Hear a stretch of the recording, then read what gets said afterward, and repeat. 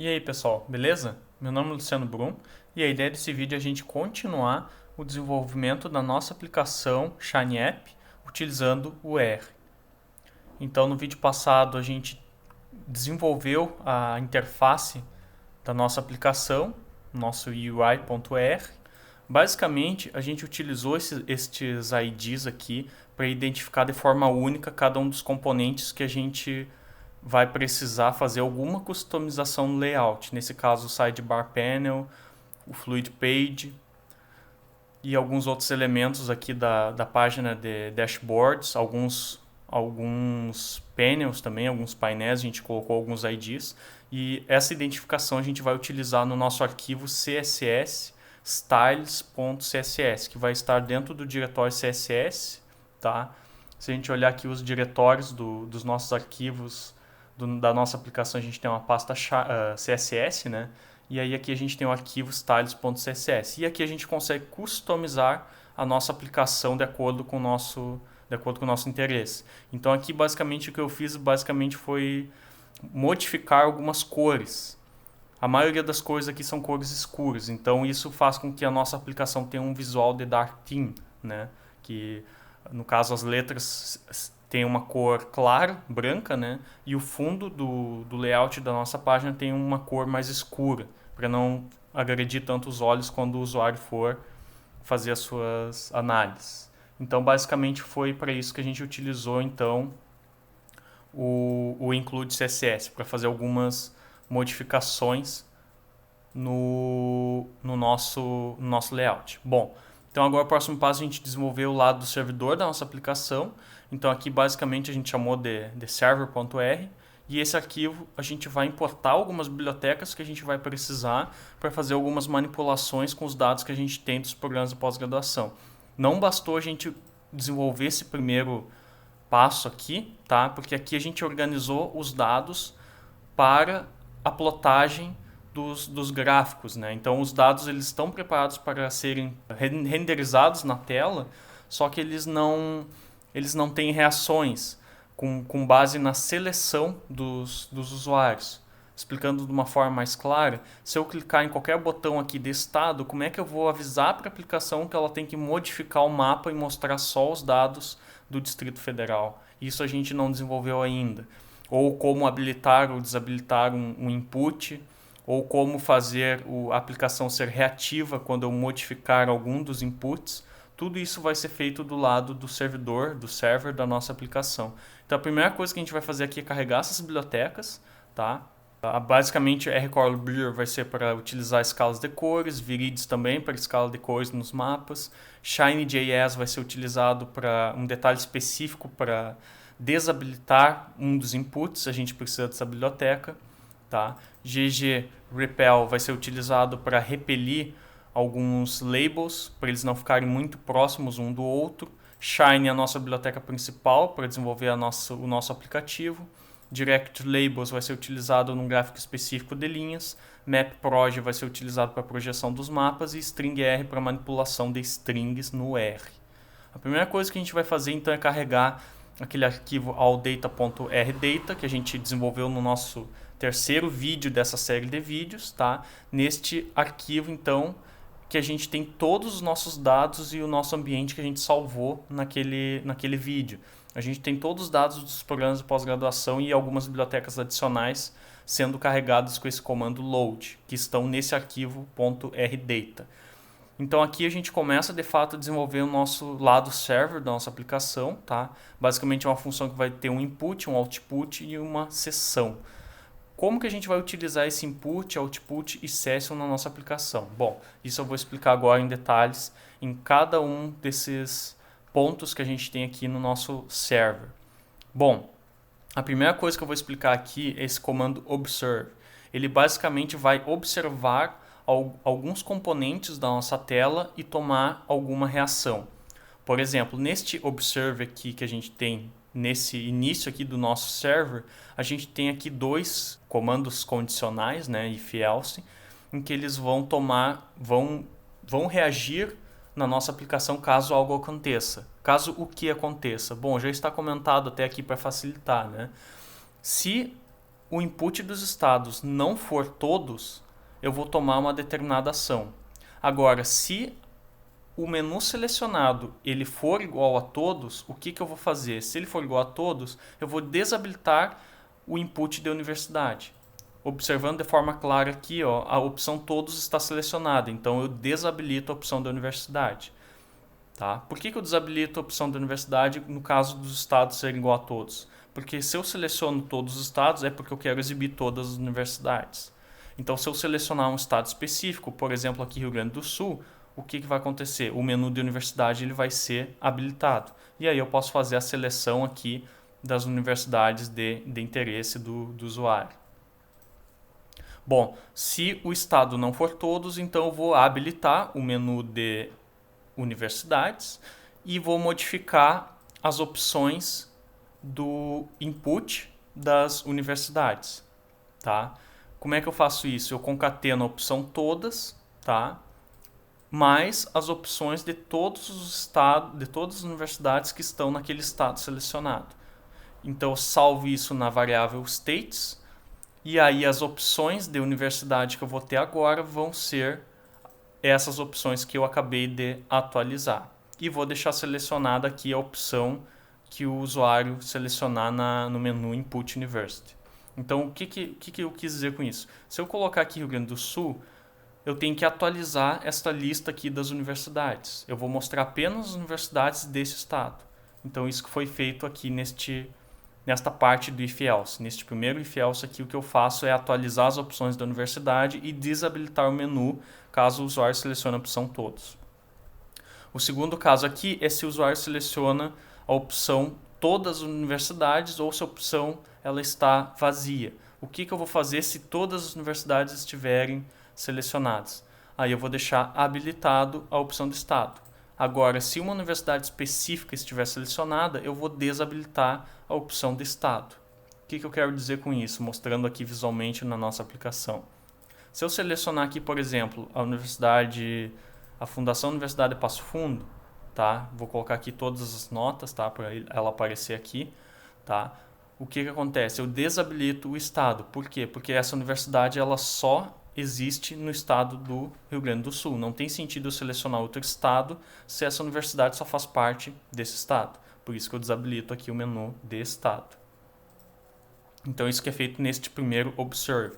Ele observa os inputs do usuário e caso algum input mude, ele toma uma determinada ação. Então, a gente utiliza o Shiny.js, tá? Essa biblioteca, justamente para fazer a habilitação e desabilitação de menus conforme necessário. Tá? Esta segunda parte aqui, tá? Eu não vou entrar em muitos detalhes porque é uma cadeia gigante aqui de if else, tá? A gente pode otimizar isso, vai ser assunto dos próximos vídeos. Mas qual é a ideia desta grande sequência de if elses, né? Basicamente eu tenho aqui o map data, que vai ser a nossa variável que vai armazenar os dados que vão ser exibidos na tela, e a gente tem o all data aqui em vários momentos. O que são essas sequências de if elses? Quando os inputs mudam aqui na tela, tá? Quando o usuário muda aqui as opções de entrada, o que a aplicação tem que fazer? Ela tem que selecionar os dados específicos de cada uma dessas opções, atualizar o data frame que vai ser exibido na tela e renderizar novamente o nosso mapa. Onde que isso é feito? É feito justamente nesta seção Reactive. Qual a diferença do Reactive para o Observe? O Observe ele faz a observação de todas as variáveis reativas do nosso ambiente. Neste caso, a gente vai trabalhar especificamente com os estados e as universidades dos nossos menus. E o Reactive ele também fica monitorando o nosso ambiente, só que a diferença do Reactive para o Observe é que o Reactive ele pode retornar um valor e o Observe ele não retorna valores. E o Reactive ele só é executado quando a aplicação precisar desta variável MapData. Quando o nosso Shiny App precisar utilizar o MapData, a função contida em Reactive ela vai ser executada. Então, essa é a diferença entre o Observe e o Reactive.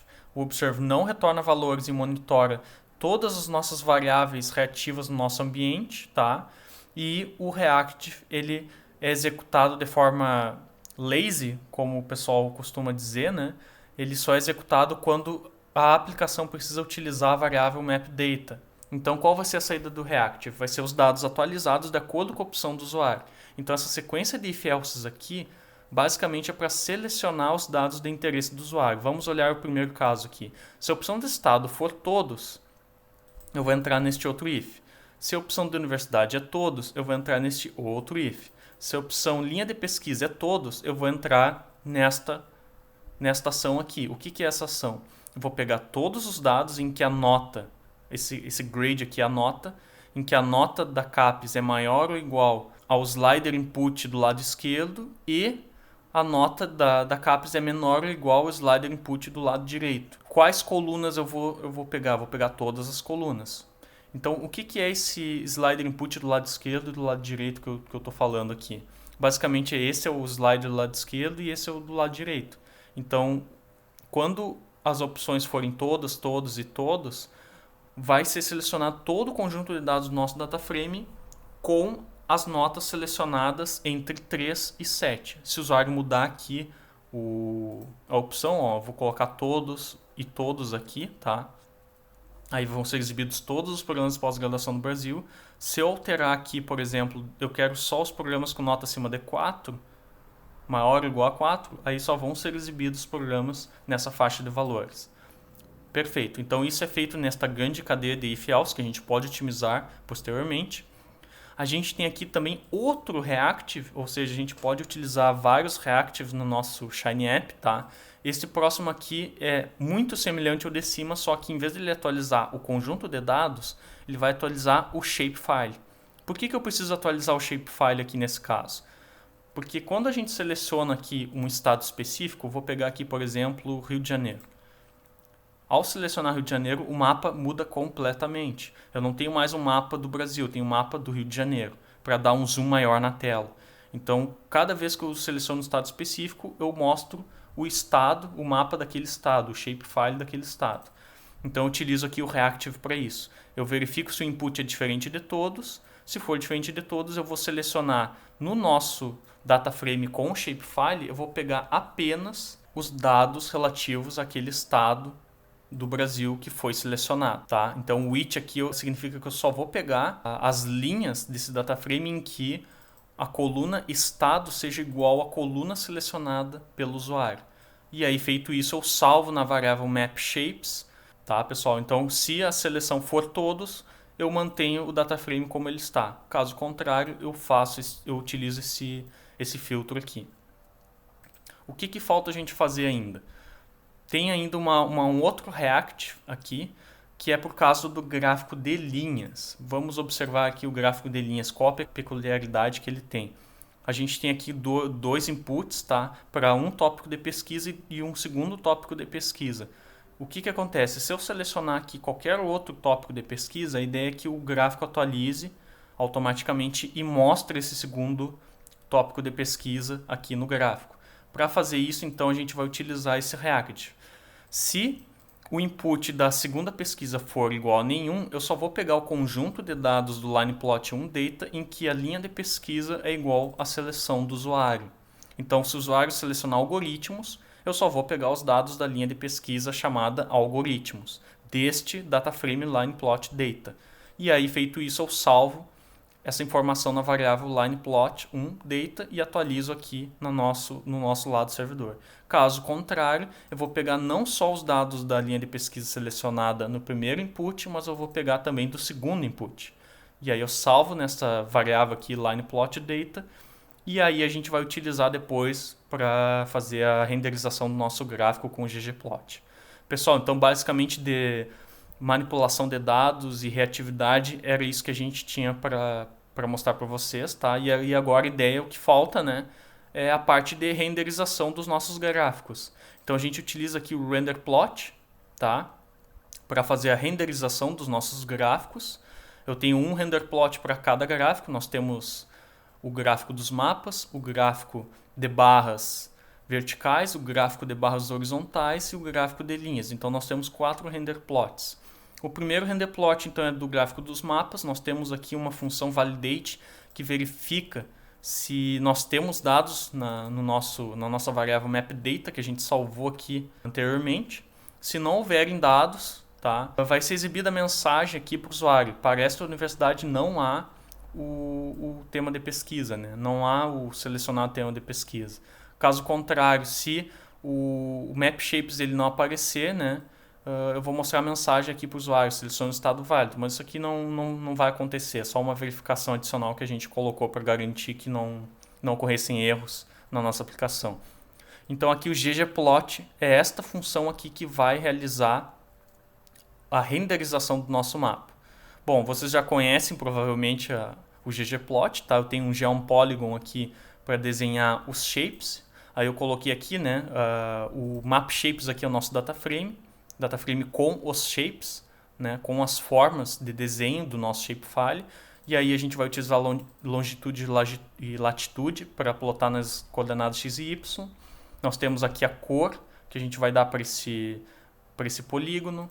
Né? Aqui, na verdade, aqui é o preenchimento, né? O fio é o preenchimento do polígono, a cor aqui de fato é a cor do polígono, e aqui uma espessura, o size aqui é a espessura do nosso polígono. Depois nós temos os pontos, tá? Aqui a gente utilizou um duplicated com um sinal de exclamação aqui antes, significa que eu quero todos os dados do nosso dataframe mapData, tá? Onde a gente não tem o código da universidade duplicado. A gente não quer dados duplicados para o código da universidade, porque os nossos dados eles não estão normalizados no data frame. Então, se a gente não utilizar esta parte aqui e plotar direto o mapData, a gente vai ter vários registros repetidos para a mesma universidade. Então, a gente vai plotar numa longitude e latitude específica o ponto, vamos dar uma cor aqui de acordo com a nota do programa de pós-graduação na CAPES. Aqui vai ser o tamanho do shape e aqui vai ser o formato do nosso shapefile, vai ser de acordo com o nível deste programa. Se vai ser mestrado, doutorado, se é ambos ou se é mestrado profissional.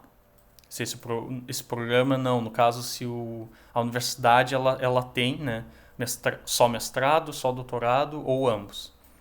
Depois aqui a gente define uma escala específica de cores, tá? Aqui a gente dá um nome também, né, para cada uma das escalas. A gente vai ter na legenda uma legenda específica para a nota da CAPES e uma legenda específica para o tipo do nível do programa.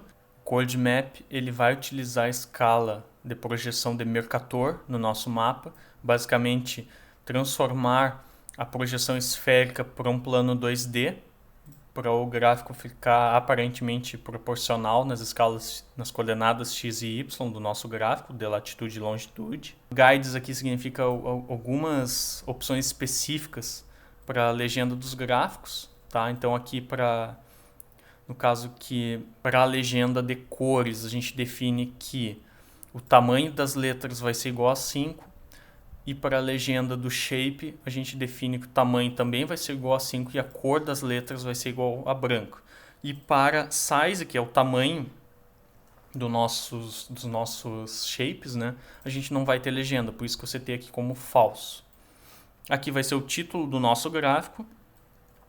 Este argumento aqui serve para a gente, de certa forma, fazer uma distanciação dos pontos, tá? Porque pode ocorrer que tenham muitas universidades em pontos próximos, então esse comando geom_text_repel ele afasta um pouco os pontos, tá? E ao mesmo tempo ele plota o texto de cada um dos nossos pontos no gráfico, tá? Então, resumindo aqui, né, voltando para o nosso gráfico de mapa, estas palavras aqui com o nome da universidade é o que faz o geom_text_repel, tá? Ele mostra o nome aqui do código das universidades do Brasil. Por isso que eu coloquei aqui label igual a code, porque eu vou mostrar o nome das universidades e não o nome dos programas de pós-graduação.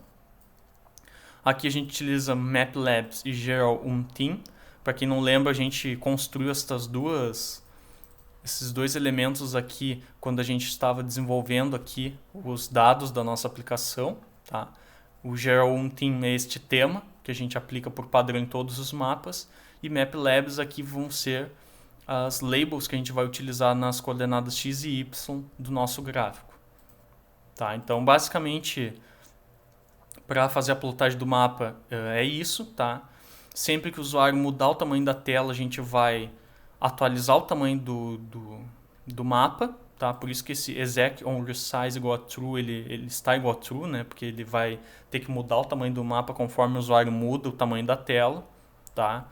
Pessoal, então basicamente para fazer a plotagem do mapa é isso. Depois a gente tem outros 3 comandos aqui, tá? Um para fazer a plotagem do gráfico de barras verticais e horizontais, e a gente tem aqui algo também para o gráfico de linhas. O gráfico de barras é bem simples, tá? Eu não vou explicar todo o passo a passo aqui, tá? Mas basicamente são os mesmos detalhes aqui do ggplot que a gente utilizou no mapa, só que em vez da gente utilizar um shape, a gente não vai ter shape, não vai ter polígonos, e a gente vai utilizar o nosso data frame específico aqui dos dados do gráfico de barras, que a gente desenvolveu no vídeo 3 desta playlist. A gente tem aqui os dados, o conjunto de dados com a quantidade de programas por estado, tá? E aqui neste outro a gente tem a quantidade de programas por linha de pesquisa, tá? Então, o resultado destes 2 elementos é o que a gente vê aqui, tá? Neste gráfico. A gente tem aqui o total de programas por estado e o total de programas por linha de pesquisa no Brasil, tá? Pessoal, então para finalizar a gente tem este último render plot aqui, que serve para fazer a plotagem do nosso gráfico de linha. Então a gente vai utilizar esse data frame que a gente desenvolveu também no vídeo 3, tá? A gente vai querer plotar na escala X o ano, na escala Y canção, que é aquela soma que a gente faz a cada ano do total de programas por linha de pesquisa, por ano, né? Cada ano que passa a gente vai somando a quantidade de programas, às vezes não muda, né? E a gente vai agrupar esses dados por linha de pesquisa, tá? Vou dar um detalhamento especial aqui para esse JOHN-DL, que a gente utilizou toda esta cadeia de comandos aqui para fazer este efeito aqui no nosso gráfico de linha, colocar um texto do nome da linha de pesquisa no final do gráfico, tá, pessoal? Então a gente utilizou esta sequência aqui, tá? Só para fazer isso, tá? Então aqui no argumento label a gente define aqui o elemento que a gente quer fazer a plotagem, no caso é o nome da linha de pesquisa, tá? Aqui a gente vai definir uma cor, a cor vai ser de acordo com a linha de pesquisa, tá? Nós temos 2 cores apenas, tá? Que é o verde e o amarelo que a gente definiu aqui, tá? E aqui vai ser um método que a gente vai exibir esse texto na tela. Esse last QP aqui vai servir para a gente plotar no final. A gente poderia plotar aqui no começo, poderia plotar em cada ano aqui uma label, tá? Então a gente tem várias opções para fazer isso. A gente pode plotar em outro lugar do nosso gráfico também, tá? Então tem vários argumentos. E aqui a gente define também, né, os temas que a gente quer utilizar no nosso gráfico. Qual a biblioteca que eu utilizei para utilizar essa função JOHN-DL aqui, né? É esta biblioteca Direct Labels que eu utilizei aqui, tá, pessoal? Então, pessoal, para finalizar o nosso vídeo, então, a gente verifica aqui que o nosso render plot ele está sendo salvo em algumas variáveis aqui. Todos os render plots eles são salvos na variável output, que vai ser a saída do nosso server, né? Então aqui a gente tem um nome para cada um desses outputs, lineplot 1, barplot 2, barplot 1 e map. Se vocês relembrarem da nossa UI, da nossa interface do usuário, né, nós temos aqui alguns momentos em que a gente utiliza esse plot output. E aí a gente dava um nome aqui para esse plot output. Por exemplo, aqui o map é justamente este map que é gerado no primeiro output. E onde estão os outros plot output? Estão na página dos dashboards, né? Então aqui a gente tem outro plot output que é equivalente ao barplot 1 que a gente tem aqui no lado do server. Então é assim que a gente faz a associação entre os gráficos que a gente gera no lado do server e os gráficos que vão ser exibidos na nossa aplicação. A gente identifica por este nome aqui que a gente dá para os nossos gráficos na UI, né, e no nosso server. Pessoal, então o que eu tinha para mostrar para vocês basicamente era isso, tá? No próximo vídeo, então, eu vou mostrar como a gente vai rodar a nossa aplicação utilizando a nossa interface e o nosso servidor, além dos dados que a gente gerou no vídeo 3. Muito obrigado, Deixem o like se vocês gostaram do vídeo, compartilhem com seus colegas que gostam de fazer análise de dados, se inscrevam no canal e é isso por enquanto. Até a próxima.